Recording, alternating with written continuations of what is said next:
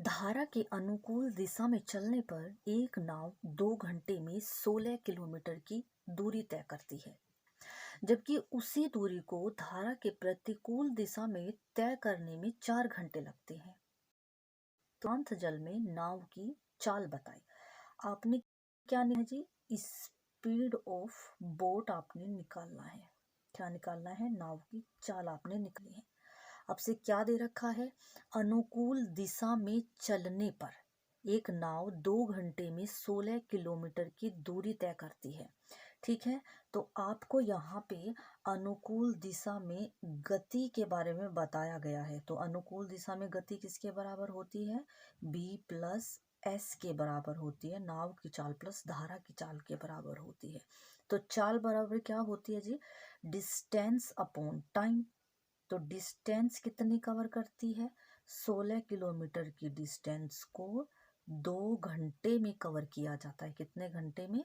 2 घंटे में कवर किया जाता है।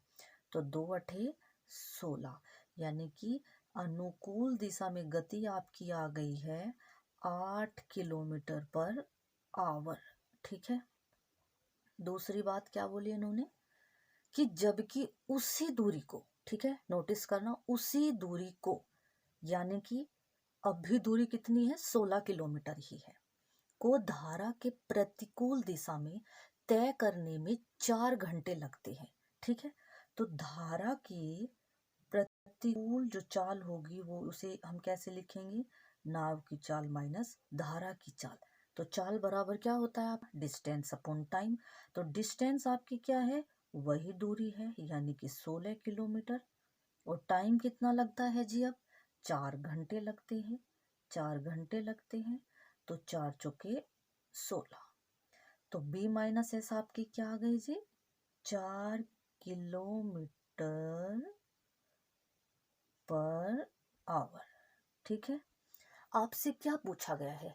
आपसे पूछा गया है नाव की चाल। ठीक है, तो आप क्या करोगे? b माइनस एस बराबर 4 kilometre and b plus S बराबर है आपका 8 किलोमीटर पर आवर। ठीक है, यहाँ पे आपकी दोनों स्पीड हो गई धारा के प्रतिकूल दिशा में गति, और ये हो गई जी धारा के अनुकूल दिशा में गति। आप इन्हें दोनों को जोड़ दीजिए, तो ये किसके बराबर होगा? 2b बराबर 4 और 8 12 किलोमीटर पर आवर के बराबर होगा।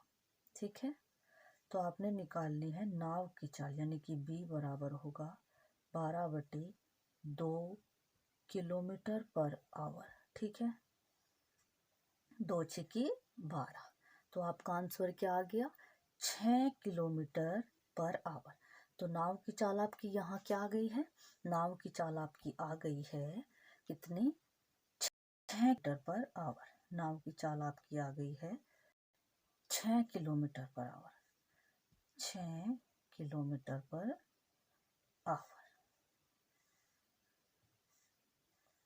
ठीक है, तो आपने क्या ध्यान रखना है यहाँ पे? यहाँ पे आपने 2 पॉइंट्स को ध्यान रखना है। सबसे पहली बात कि अनुकूल दिशा में गति क्या होती है? सबसे पहले आपने ध्यान रखना है कि गति बराबर क्या होता है। ठीक है, तो गति बराबर होता है डिस्टेंस, यानी कि दूरी बटे समय। गति बराबर होता है दूरी बटे समय। फिर आपने ध्यान रखना है अनुकूल दिशा में गति क्या होती है? नाव की चाल प्लस धारा की चाल।